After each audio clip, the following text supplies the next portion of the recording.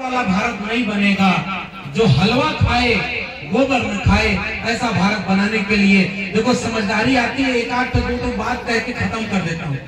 एक आदमी चढ़ गया खजूर के पेड़ पर, तो खजूर के पेड़ पर चढ़ गया तो ऊपर से नीचे देखा तो डर लगी कि नीचे कैसे उतरेंगे। तो उस जिस देवी देवता की पूजा करता था, कहा कि हे भगवान अब की आप सही सलामत नीचे उतार दीजिए, इस मंगलवार 1 किलो लड्डू चढ़ाऊंगा। आधा दूर उतरा, फिर कहा कि देखिए गरीबी बहुत बढ़ गई है हमारी, आधा किलो लड्डू चढ़ाऊंगा, उससे खुश हो जाइएगा। थोड़ा और नीचे उतरा, हिम्मत बढ़ी, तो उसके बाद कहा मंगलवार को तो बहुत लड्डू वैसे ही चढ़ता है आपके यहाँ, मैं 250 ग्राम चढ़ाऊंगा, उतने में ही मान जाइएगा।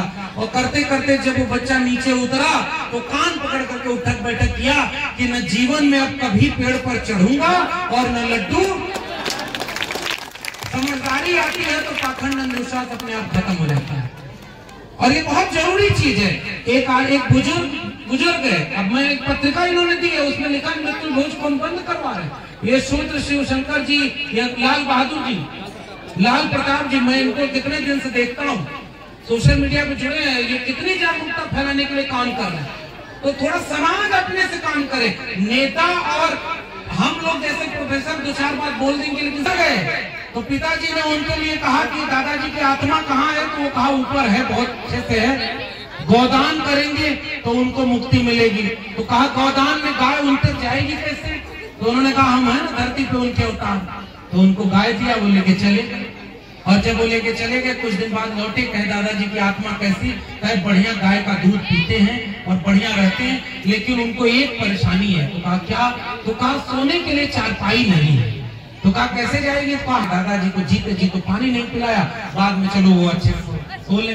फिर तीसरी बार जब वो आए तो कहे कि वहाँ सब कुछ ठीक है, बढ़िया दूध पी रहे हैं, चारपाई पर सो रहे हैं, लेकिन थोड़ा मछली शहर बाजार आने जाने में दिक्कत होती है, नई साइकिल अगर मिल जाती है तो उनको बड़ा आराम हो जाता है। जैसे ही पिताजी साइकिल खरीद के देने वाले थे, एक बच्चा वहीं छोटा घर में, उसने कहा था पिताजी रुकिए, ये जितना सामान आपने दिया है एक सामान दादाजी तक पहुंचा ही नहीं।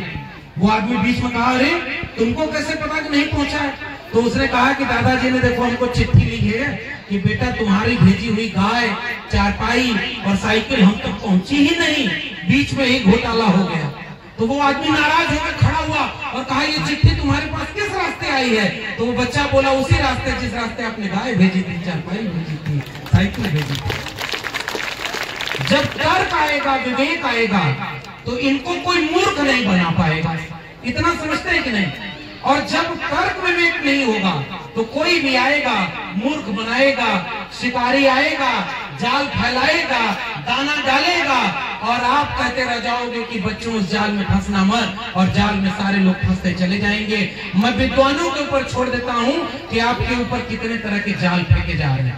इसलिए नाम पर लड़ाने वालों से बचना, और उनको पहचानो जो आपको कलम और किताब हाथ में देना चाहते हैं, और उनके साथ बढ़ो, आगे बढ़ो, इससे ही मुक्ति मिलेगी। पहले पढ़ते थे हम लाए हैं तूफान से किश्ते निकाल के, इस देश को रखना मेरे बच्चों संभाल के। तो बच्चों को देश संभालना है तो पहले भविष्य संभालने के लिए पढ़ाई करो, और पढ़ाई लिखाई से बड़ा जीवन में दूसरा कोई काम नहीं है। कहीं डुबकी लगाओ चाहे मत लगाओ, अपने बच्चों को अच्छी शिक्षा दिला देना, इससे बड़ा पुण्य और कोई नहीं मिलेगा। मैं आकर के तो बच्चों को बुला के पूछ रहे हैं बताओ चंद्र ग्रहण और सूर्य ग्रहण कैसे लगता है। तो उसमें एक बच्चा खड़ा हुआ और कहा कि पृथ्वी सूरज के चारों तरफ चक्कर लगाती है, चंद्रमा पृथ्वी के चारों तरफ चक्कर लगाता है, जब तीनों एक सीध रेखा में आ जाते हैं तो चंद्र ग्रहण हो जाता है, उनकी गति बदल जाती है तो सूर्य ग्रहण होता है। अभी वो मास्टर बोलने वाला मास्टर जी ये गलत बोल रहा है, पृथ्वी तो शेषनाग के फन पर टिकी हुई है, और ये फिल्म बनी है, मैं अपने से नहीं बोल रहा हूँ। उसकी रील्स खूब वायरल हो रही है, छोटी सी क्लिप है, अगर मोबाइल चलाते हो तो देखा होगा। मास्टर कहता है क्या बोल रहा है तुम, कहा हमारे यहाँ एक आदमी आया था और घर में सब लोग बैठ के चुपचाप उनकी बात सुन रहे थे, तो वो बोले कि पृथ्वी उनके फन पर टिकी हुई है तो पृथ्वी घूमेगी कैसे। तो कहे चंद्रग्रहण कैसे लगता है तुम बताओ, तो कहा राहु को केतु जब खा जाता है तो चंद्रग्रहण लग जाता है। मास्टर कहता है अरे राहु अब चुप हो जाओ, नहीं तो हमारी नौकरी दुर्भाग्य ये रहा। आप प्रैक्टिस करते हो धर्म की और पढ़ाना चाहते हो विज्ञान, एक म्यान में दुई तलवार न देखा न सुना, इसलिए बच्चों को आप थोपते हो। घर में जाओगे तो कहोगे कि ये करो वो करो, और स्कूल में जाएगा तो कुछ और पढ़ेगा। इसलिए बच्चों के सामने मुसीबत ये है जो हम सिखाएंगे